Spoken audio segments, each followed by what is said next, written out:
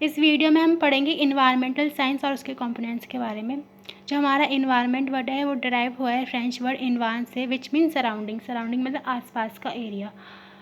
और जो हमारे इन्वायरमेंट है उसमें बायोटिक और अबायोटिक कंपोनेंट्स इंक्लूड होते हैं। बायोटिक और अबायोटिक कंपोनेंट्स से बन के ही हमारा इन्वायरमेंट बनता है मिलके। बायोटिक मतलब जो भी हमारे लिविंग बीइंग होते हैं, माइक्रोब्स, प्लांट एंड एनिमल। और अबायोटिक में होता है जो non living, air, water, sunlight. Biotic और अबायोटिक से ही मिलके हमारा इन्वायरमेंट बनता है। Components of environment, the overlapping zone of 3 sphere where life is available called biosphere. Biosphere उसको कहते हैं जो 3 लेयरों से बनके जो स्फीयर बनता है, उसको ही हम बायोस्फीयर कहते हैं। बायोस्फीयर में कौन कौन से स्फीयर इंक्लूड होते हैं? Atmosphere, lithosphere and hydrosphere. Where life is sustainably exists, nourished and flourished by the healthy interaction between biotic and abiotic components.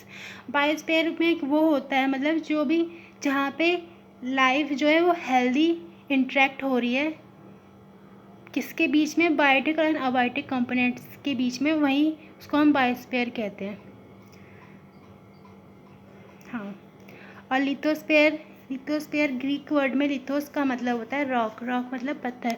Consist of rock, soil and sediment and minerals.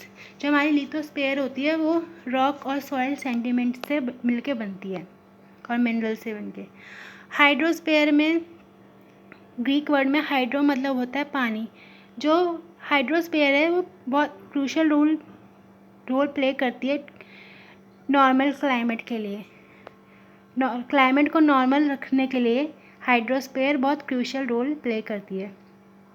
Atmosphere Greek में मतलब Atmos का मतलब होता है vapour. Vapour मतलब भाप। जो हमारे एटमॉस्फेयर है वो उसमें 4 और स्फीयर होते हैं, troposphere, stratosphere and mesosphere and thermosphere.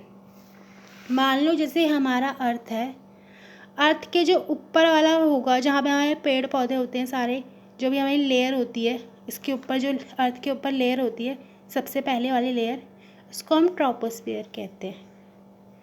वो कहाँ तक फैली रहती है? उसकी वेट होती है 0 से लेके 20 किलोमीटर तक ये फैली रहती है अर्थ के यहाँ पे।